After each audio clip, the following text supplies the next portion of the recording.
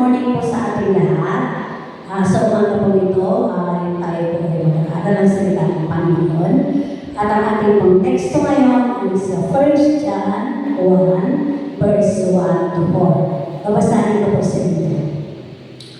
Sumusulat kami sa inyo tungkol sa salita na nagbibigay buhay. Na nandito sa simula pa ng una. Narinig namin ito at nakita ang sarili namin mga mata. Natignan namin ito mabuti at nahawakan. Verse 2. Na maribig na ang buhay na ito, nakita namin siya. Kaya sinasabi at pinabalita namin sa inyo ang buhay na walang hanggan na nasa Ama at pinakita sa amin. Verse 3. Kung ano ang nakita at narinig namin, sinasabi din namin sa inyo para makasama kayo sa pag-iisa namin sa Ama at sa Anak niya si Jesucristo. Verse 4. Sumusulat naman ang mga bagay na ito para makompleto ang saya namin. Pagpalain po ng Panginoon ang kanyang mga salita. So sa mga po ito, ang ating pong pinakatopic ay the message of life. The message of life. At meron po ako nakita ng tatlong puntos, tatlong M dito po sa preaching na ito. Pero bago po yun, nais ko po i-share po sa inyo about the book of John. Ang book of John po ay was written by John of the original 12 apostle of Jesus. He was the brother of James and one of the sons of Zebedee, also known as the sons of thunder. John was also the author of the Gospel of John, the fourth book of the New Testament, as well as 2 John, 3 John, and the book of Revelation. So ito po mga ito ay sinulat po ni Apostle John, disciple po ni Jesus Christ. So, sa umaga po ito, ngayon ay titignan natin ang unang mga talata sa 1 John, kung saan malinaw at masigasig na binahagi ng apostol ang tungkol sa buhay na nahayag sa pamagitan ni Jesucristo. Hindi siya nagsasalita tungkol sa isang idea lamang o teorya o malayong kaisipan. Ang kanyang ibinabahagi ay isang katotohanan ng kanyang nakita ng sariling mga mata, narinig ng sariling mga taina, at maging nahipo ng sariling mga kamay. Ito ang buhay ng Diyos na pinakita kay Kristo. At sinabi ni Jesus ni Juan na ang buhay na ito ay hindi lamang para sa kanya o sa mga apostol, kundi para din sa atin upang tayo ay magkaroon ng pakikisama sa Diyos at sa isa't isa upang ang ating kagalakan maging ganap sa isang mundong nahahanap ng kahulugan, direksyon at kasiyahan. Ipinapaalala sa atin ang talatang ito na ang tunay na buhay ay hindi nakikita sa mga bagay, tagumpay o panandaliang kaligayahan. Ang tunay na buhay ay matatagpuan lamang kay Jesus at walang hanggang salita ng buhay. So, tunay nga na itong verse po ito ay napakahalaga. Sapagkat sabi po dito, ang unang puntos ko po dito ay yung manifestation. Sa verse 1 and 2. Ang salita ng buhay ay hindi nakakahaka lang, kundi tunay na nahayag sa laman. Kung papansinin po natin ang 1 John 1:1, sabi po na sa John 1, sa pasimula ay ang salita. Ang salita po doon ay hindi lang word of God, hindi lang scripture, hindi lang po dito po yung manifestation po, yung si Jesus Christ yung nagsalasal. Okay, sa John 14 o sa John 1, verse 14 na sabi po doon, yung po salita ay nag-manifest. So ang first point ko po ay manifestation. Yung Diyos po ay nagsalasal. Ganyan po yung nagsalasal. Nagtatawang tao. Ibig sabihin, yung salita na yun, sa simula pa lang ay nagsalasal, nag-manifest sa pamagitan ni Jesus Christ. So yung sabi po sa John 1:1, sa pasimula ay ang salita, at ang salita ay sumasa Diyos, at ang salita ay Diyos. So ibig sabihin, yung salita sa verse 14, ang salita ay nagsalaman at katawang tao, nag-manifest. So ang first point po dito, ay ang message po ng life sa buhay po natin is manifestation po ni Jesus Christ. So si Jesus Christ po doon, yung nag-manifest, yung Word of God.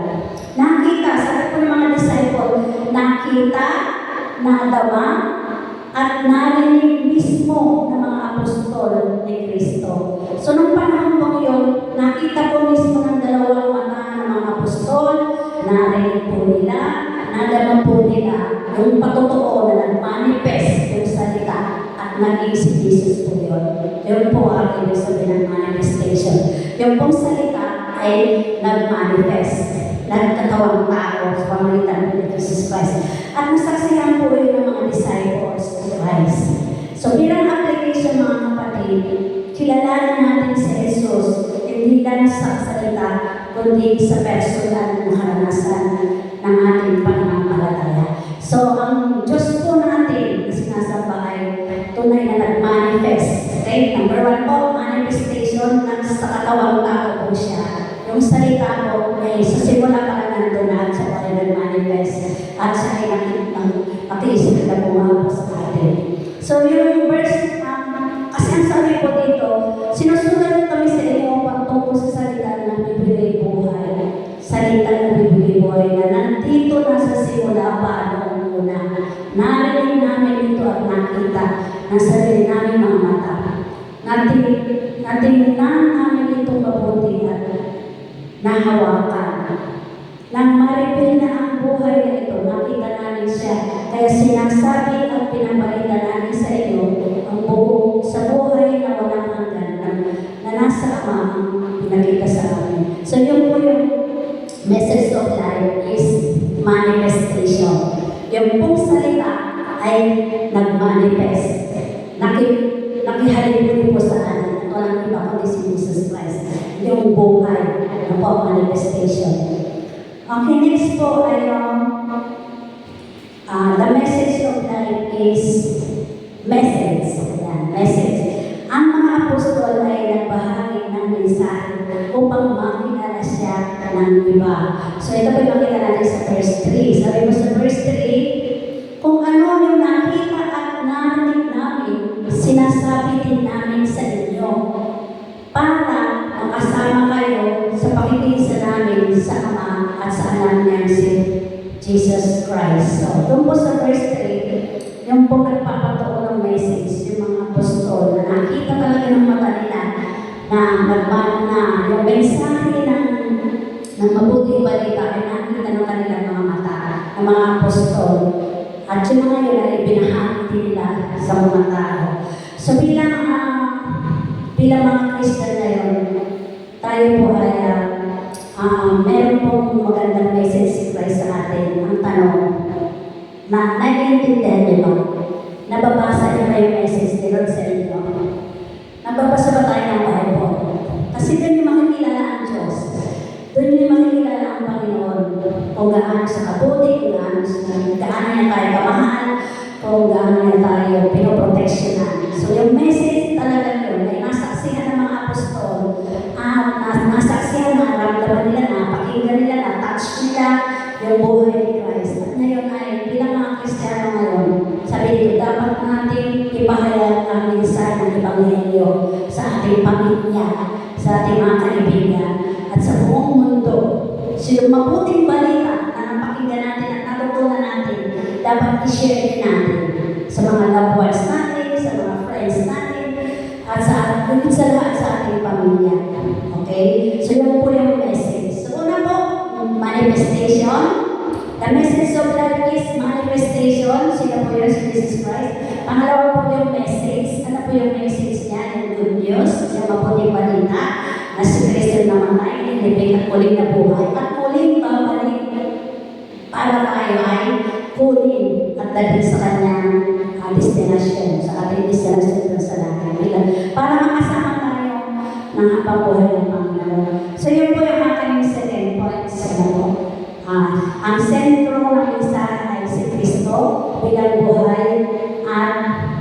kaligtasan.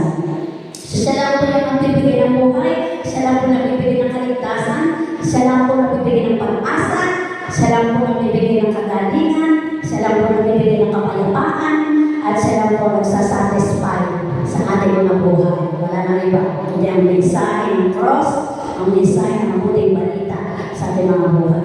So, yan po yung para second points po, message, verse 3 po yun. Ngayon po sa verse 3 and 4, ito po yung verse third point ko po, mutuality. Mutuality means fellowship. Mutual. Fellowship. Mutuality, verse 3 and 4. Ang sabi po dito, sa verse 3 and 4, kung ano ang nakita at narinig namin, sinasabi din namin sa inyo para makasama kayo sa pakikisa namin sa Ama, sa Anak, at kay Jesus Christ. Sinusulat namin ang mga bagay na ito para makompleto ang saya namin. Saya namin, ibig sabihin yung mutuality is fellowship, pakikipag-fellowship sa kapwa mananampalataya. Ang resulta ng mensahe ay pakikisama o fellowship sa Diyos at sa isa't isa. So, ang message po talaga ng life po na ay manifestation. Okay, dito sa verse 1 and 2. Pangalawa, message yung mabuting balita about Christ. Nakikita ito sa verse 3. Pangatlo po ay mutuality sa verse 3 and 4. Ang sabi nito, ang resulta ng mensahe ay pakikisa, fellowship sa Diyos at sa isa't isa. So, ibig sabihin, ang kagalakan ay nagiging ganap kapag sama-sama nakaugat kay Kristo. So, kapag nagkakasama-sama tayo, di ba, masaya, magalaan tayo, at nakakapagpanakasan tayo kapag tayo nagsasama-sama.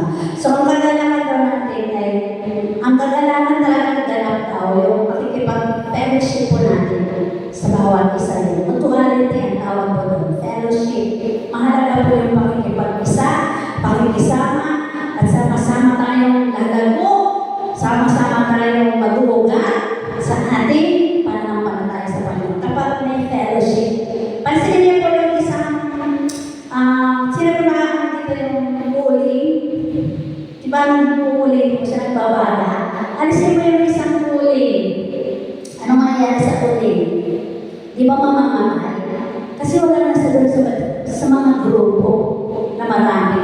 Ganun din ang buhay ng Kristiyano. Kapag wala siya sa fellowship, hindi siya nakikipag-fellowship, madadating ang time na pwede siyang manlamig o kaya at halos ayaw na magsimba. Pero kung nag-fellowship tayo, magkakapagbalakasan tayo, may hiling tayo sa Panginoon kasi meron tayong mutuality, yung pagkasama-sama ng mga Kristiyano. So, sabi nga dito, ang resulta ng mensahe ay pakikisama sa Diyos at sa isa. Pangalawa, ang kagalakan ay nagiging ganap kapag sama-sama nakaugat at kay Kristo, nakaangkla tayo kay Kristo. So, para tayo po ay lumakas sa ating pananampalataya. So, bilang application mga kapatid, alagaan ang ating relasyon sa kapwa mananampalataya. Alagaan po natin, huwag po tayo nagsisiraan, huwag po tayo nag-aaway-away, huwag po tayo nag-iingitan, kundi alagaan po natin ating pananampalataya sa bawat isa bilang patotoo ng ating kagalakan sa Diyos. So, kailangan po, bilang magkakapatid, tayo po ay magmahalan, magunawaan, magpatawaran, at lagi natin, huwag natin hayaan na tayo nalihiwalay sa grupo. Lagi tayo mag-fellowship, magpalakasan sa Panginoon. So, ang pinaka-application po dito, ang pinaka-conclusion po dito, si Kristo ay ang nahayag na buhay. Ibig sabihin siya po yung manifest. Siya ang ating mensahe. Ibig sabihin siya yung ating message. At sa kanya tayo ay may tunay na pakikisama. Ibig sabihin, mutuality. So, yun po ang message ng life ng Panginoon sa ating lahat.